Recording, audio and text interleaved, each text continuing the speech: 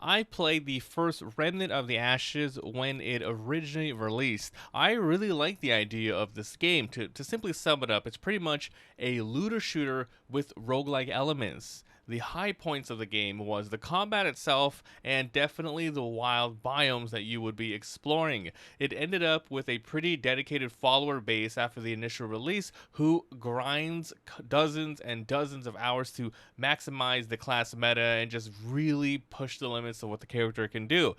So here comes the sequel. They dropped the From the Ashes tagline and are simply calling it Remnant 2. So is it more of the same? Is it wildly different? Basically, is it worth playing? I'll be giving you a quick summary of how the game works, the good stuff, the bad stuff, and if I ultimately recommend it and to who. So let's get started. The story. You definitely don't need to play the first. This one starts out with your created character. You're going to be choosing from different starting classes. You get different ones like support classes, offensive, defensive. To give you an example, I chose the handler class, which uses a dog as a follower. It's really good for supporting, even if you're playing solo or with lots of characters. If you get down, your dog can pick you up, that sort of thing. So basically, you start out on Earth. Everything is pretty post-apocalyptic, with the plague being called the root here. It's destroying everything. You end up getting saved by a group who brings you to the survivors camp. One of those group members has some insane sort of powers, and they end up getting sucked into a giant red crystal. Here you go through to find them, and this is where everything sort of unravels from there. Moving on to the gameplay, it basically revolves around these mechanics: story progression, combat, character progression, and then the end game. Let's start with the story progression. You have easy, normal, hard, and later on you can unlock the nightmare difficulty.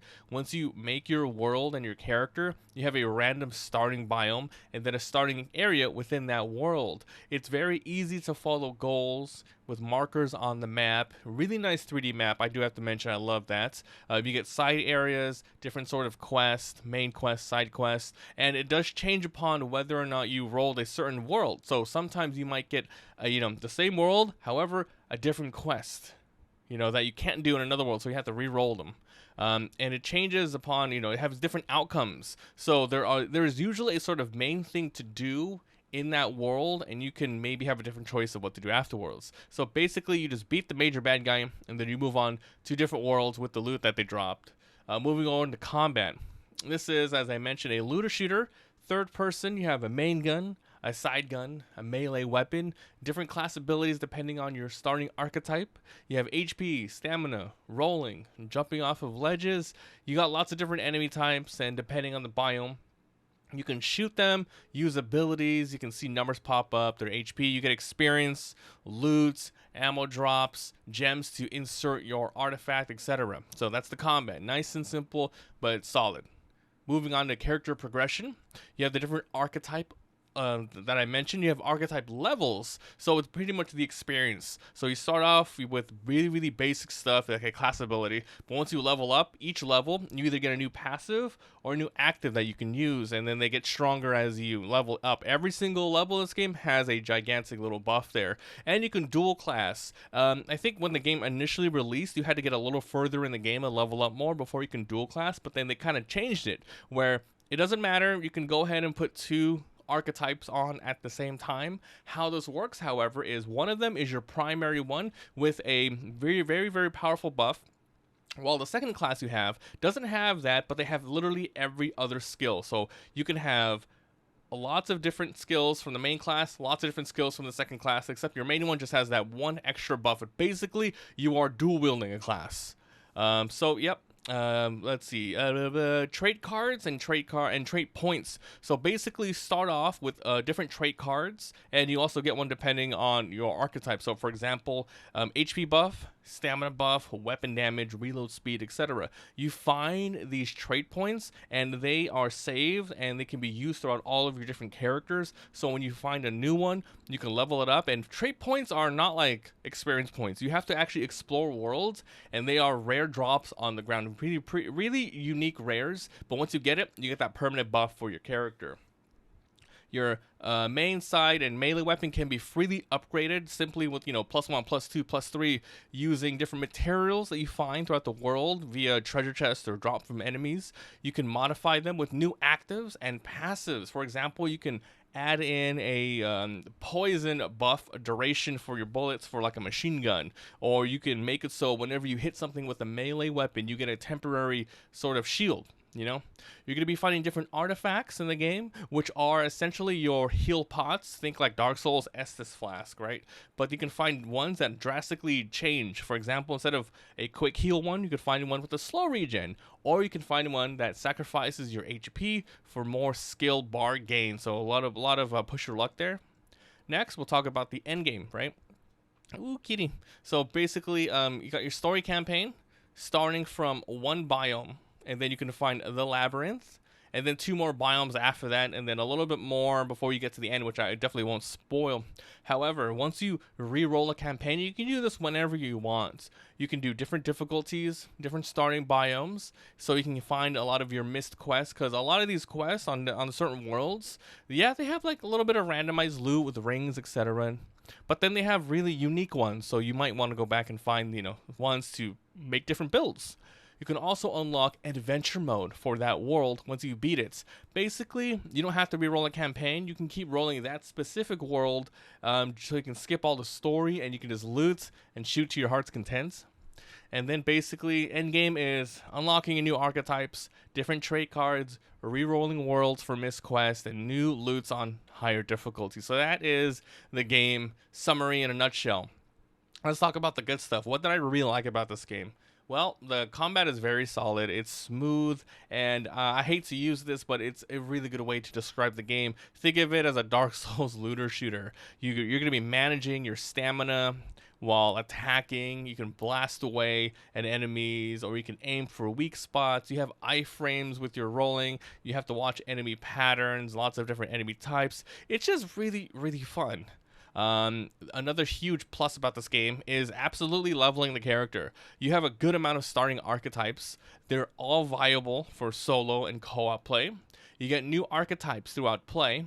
So many different things to level up at once. As I mentioned, the trait cards, main, side, melee weapons, active, passive mods, and not even mentioned about your artifact, your Estus Flask. You can upgrade your character even more through inserting different sort of shards and gems through there. You just find on the ground from enemies. For example, HP upgrade or reload speed, elemental damage upgrade. They got the whole looter shooter thing down here. And another great thing about the game is there's a good amount of replayability.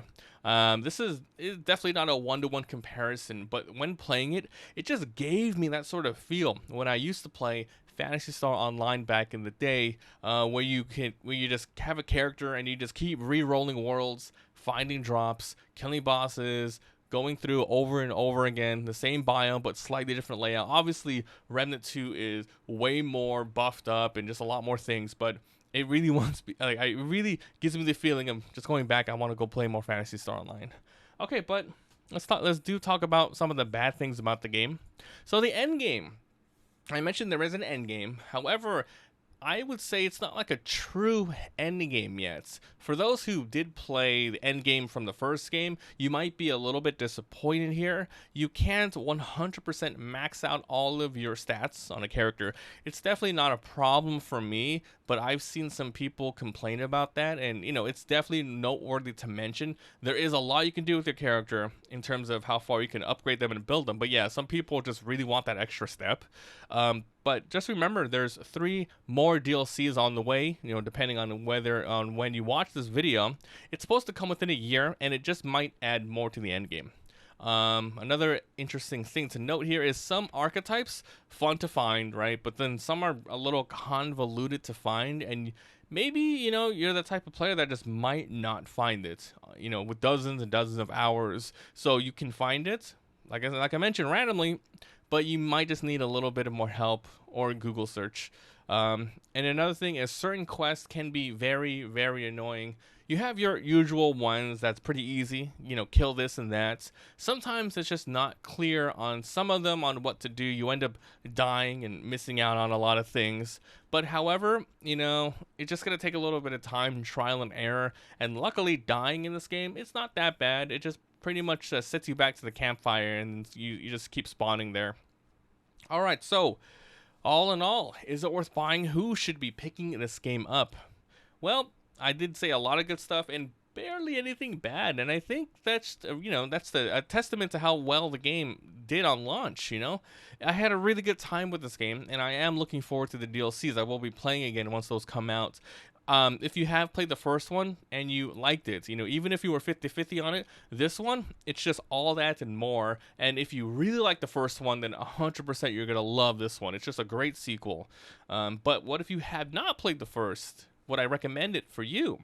Well, I would say absolutely just keep watching more gameplay, because this one, there's a lot to it. It is a bit expensive to go in blind. It's a looter shooter with a good amount of content for single player and co-op. Lots of secrets to discover, lots of builds to try out, and a lot of re-rolling replayability. As mentioned, if you have that PSO, Phantasy Star Online vibe, it might work out here for you too. And though it might be not as much in terms of the first game, in terms of super overpowered late game stuff, who knows what the DLC might bring out. So I'm going to go ahead and end it here. If you like, subscribe, all that good stuff. I'll be leaving you with a boss fight that you guys can watch that I did the other day. So thanks for watching. Let me know what you guys think about the game, and I'll see you next time. Bye. Jesus.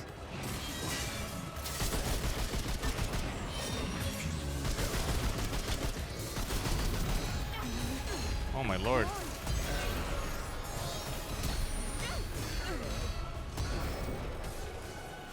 These things are shooting to the sides.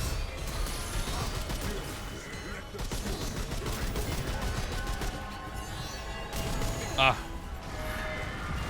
Am I okay? What's going on? What the fuck, man? I don't know what's going on. Nice lag.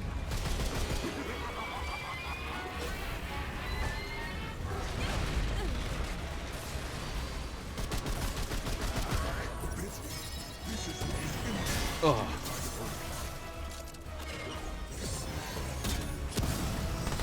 Witch fire.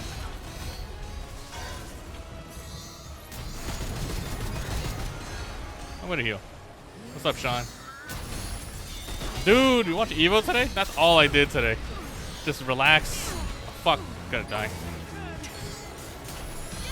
I'm dead.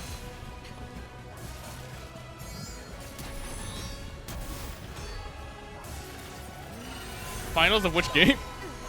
The Mortal Kombat one?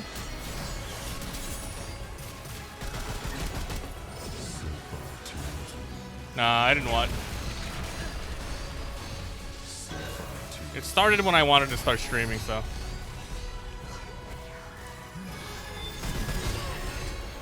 Fucking hell.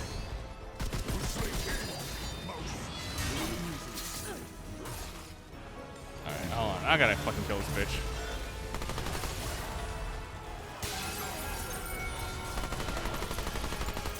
This is definitely a boss.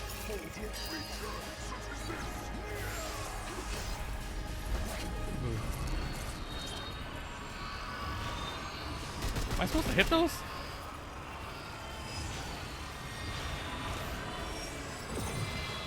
I think I'm supposed to just dodge, right? Ow.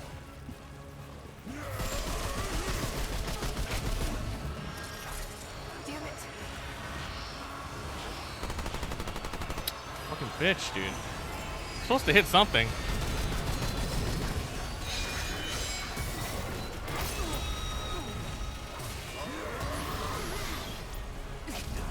This fight's stupid.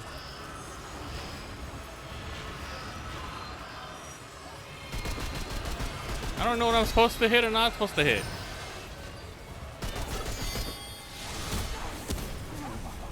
Fucking shit. He's almost dead, but I'm almost dead.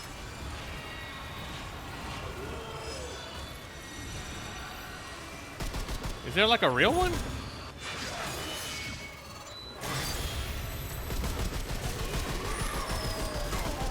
Alright, that was really stupid. What the fuck? I'm starting to think Clementine isn't